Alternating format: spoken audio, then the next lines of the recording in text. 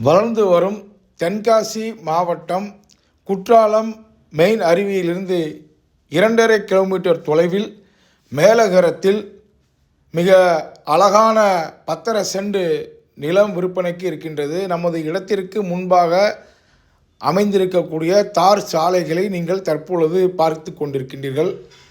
நமது இடத்தினுடைய எழில்மிகு தோற்றம். நமது இடமானது 35 அடி முன்முகப்பு இருக்கின்றது.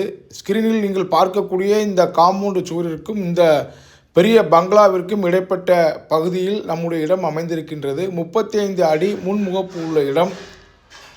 இந்த இடத்தில் நீங்கள் உடனடியாக வீடு கட்டி குடியேறலாம்.